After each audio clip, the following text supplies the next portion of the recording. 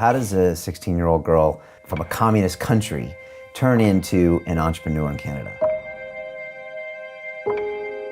If you can be proud doing any job, you can grow to anything. Like if you can sweep the floor and be passionate about sweeping the floor, then you will grow eventually. But if you're sweeping the floor and you're like, oh, this is so beneath me, with that kind of attitude, you will not grow. So it's all about the attitude. If you take pride in your work, regardless what work it is, you guarantee through hard work and persistence, of course, and vision, because you got to have a vision. I think that's still very important. You can't be like, okay, I love this, but I'm going to keep doing this. Well, if that's okay with you, that's fine. Nothing wrong with that. But if you really want to grow, you can be sweeping the floors, but having a vision of being a superstar or this author or a doctor or whatever it is that you want to be in life, and you will surely get there. However, you have to appreciate the small things in order to get to the big things. One cannot exist without the other. I think when you really want something, you have to prove that you are worthy, that you are the one. And I think too often people nowadays just give up when they get one no. Somebody else is going to get that person or that job or that program. We can have a vision, and when we get there, we realize, okay, we've fulfilled this vision. Now we have to continue daydreaming. It's about keeping the daydream going. The people that form the world is the people with vision. That's why everyone has to use it, and like keeping that vision, the dreaming, and believing and seeing that picture clear, not stopping, because of course you change, and as you change, your vision will change. So that's something that has to be constantly evolving, I believe. We struggled financially. Anytime I say this on the podcast, my dad is like, we were middle class in Azerbaijan. Yes, absolutely. But middle class in Azerbaijan is different from middle class in America, right? Like we had one bedroom, tiny apartment, and my parents gave their bedroom to my sister and I, so we can have a bedroom. And for 16 years of my life, until we immigrated to Canada, they slept on the couches in living room. I think through life, whenever I am faced with hardships, I always try to focus on the positive, and sometimes it's difficult, but if you focus on the positive, it just feels a bit easier, I feel. My parents had to start from scratch, and my dad had a great job in Azerbaijan. He would travel, he worked for BP, and then he comes to Canada and he's a nobody. So he had to work security jobs. My mom would clean houses. It was difficult. I just remember even going to my parents one time because all my friends were going to the movie theater and asking them for like $10 so I can go see a movie. And they just looked at me and said, sorry, I can't. Like, we don't have this kind of money. Whatever money we have, we're spending it to feed. And of course, they didn't even need to explain it. They just said no. And I remember going to my room, just locking the door and crying my eyes out because I felt for a second like a victim. But then as soon as I felt that way, I realized, you know what? I don't need to be a victim. I can go and make my own money. Actually, this is great because I never want to depend on anyone, including my parents. So this from a young age of 16 taught me a huge lesson where I said, you know what? I'm gonna go work whatever jobs. I'm gonna make money, and you know what? I actually will help my parents because they brought me here. Alex says that like back then you two would go on these gratitude walks. Mm-hmm. One of the most powerful exercises you can do. Okay, can you break it down for us? Yes, it's not something we've invented. We got it from Tony Robbins, actually. Okay.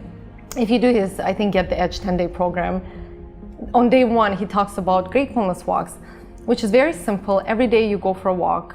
You can do it alone or you can do it with your partner. And the way you start it is you just start saying things that you're grateful for that you already have in your life. So you could say, I'm grateful for my body, I'm grateful for my eyesight, I'm grateful for, this beautiful city that I live in. So you start with things that are in the present, then you can move on to I'm grateful for my partner, I'm grateful for my friends and family.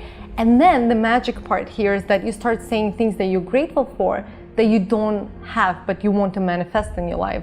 So we would go on these gratefulness walks while we're broke and just completely lost, don't know what we want to do in life. And we would say things like, I'm grateful for having this amazing business. I'm grateful for, that we get to travel the world together and that we're financially free and we have this beautiful home and all these things that we wanted to experience and live. And Brian, now, years later, it's crazy to think that we're here and beyond what we've even dreamt of or imagined. So we've used this exercise at different points of our lives, and it's extremely powerful and it works every single time. But you really gotta like feel it, like as you're walking, you say it and you feel it. And yeah, like we would do it for a few months and then we would stop, but things would manifest in like a year or two. And then we would realize that they did, and we would restart the practice, but we would already ask for different things. And again, then they would come true. It's truly incredible. I think I'm not doing it at the moment, but me and Alex were talking about restarting the practice because it's just been life-changing for us. Yeah, I think it's super powerful. Would you make new ones up every day, or would you kind of say the same ones back and forth to each other? Because you can't say the new ones. Right, till you can change it slightly, but kind of you focus on the same vision. It's like you envision something and then you say it. You say it. And that's why I think after a few months we would give it a break. And then the universe or whatever goes out and starts to slowly manifest the right people, the right events. And then you realize a year or two later that, whoa, I am here. This is what I was envisioning. I think it goes hand in hand with having a strong vision. So it's using affirmations and the vision in a gratefulness walk. Yeah. 1993, 92, that's when Soviet Union broke down. And because before that, Azerbaijan was part of USSR. I grew up speaking Russian. And then all of that collapsed. These were young kids who were on drugs, the soldiers, right? That were given guns and basically went around town shooting people on the street. So we come out of the tube station. I am at the time five and a half, probably 6 years old. And I see like helicopters flying, like grenades exploding. And meanwhile, my mom was probably like, holy, how are we gonna walk home? And we had a 15-minute walk to go to my grandma's house. And then we're walking. She took us through the small streets. This is probably one of my earliest childhood memories. And literally, these soldiers were just shooting innocent people on the street. I remember turning to the right and seeing there's a soldier with like a, what are they called? AK-47s probably. He's standing at the end of the street and we're crossing the street and we're like almost at my grandmother's house. And he looks at us and then he turns the other way. Wow, so you could have been dead.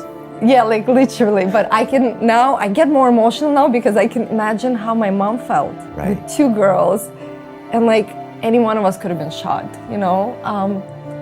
But you didn't process it. You were a kid and it was like a movie. No, it was just like a fun game because you're not attached to life then. Even if you were to die at 6, I don't think you were that afraid because you're like, oh, whatever. Yeah. I don't even know what we think at 6.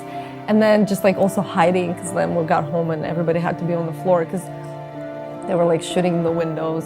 That's like serious, scary. Yeah, like that's crazy stuff. Trauma. And it is major trauma, I guess. I don't know. See, like I hid it all inside and now it's all coming up because it needs to come up and just like leave because it's not serving my body anymore, because that's also partly I think like why for a big part of my life like I have like mild anxiety because I feel like the shit can go down at any time. Right. Because you grew up with that. Or anytime I hear a siren, because we used to get those sirens at night, like I go back to being like 6-7 years old.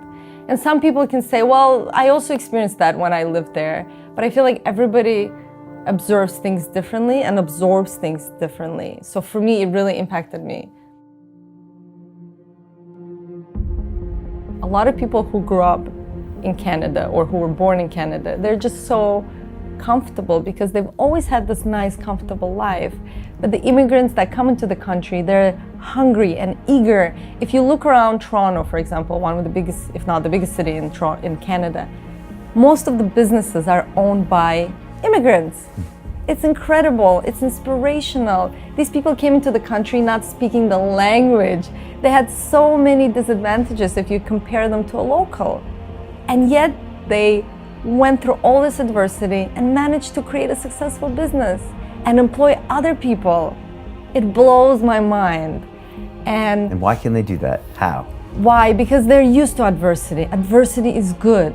You know, looking back at my life, I never feel sorry for myself. I might have in the past because I was maybe in that mentality a little bit of like, oh, poor me, how come I had this kind of childhood or upbringing, or how come we didn't have much financial freedom. But now, I wouldn't change anything because I wouldn't be here. I wouldn't appreciate the things I have. I wouldn't have worked as hard as I have. Becoming comfortable makes you complacent, and that's the worst thing, because you just don't do anything. You're just like, meh, life's good. It's not a bad thing. I'm not trying to label it, but when you have a dream and you want something, it's not just going to happen. You have to work for it.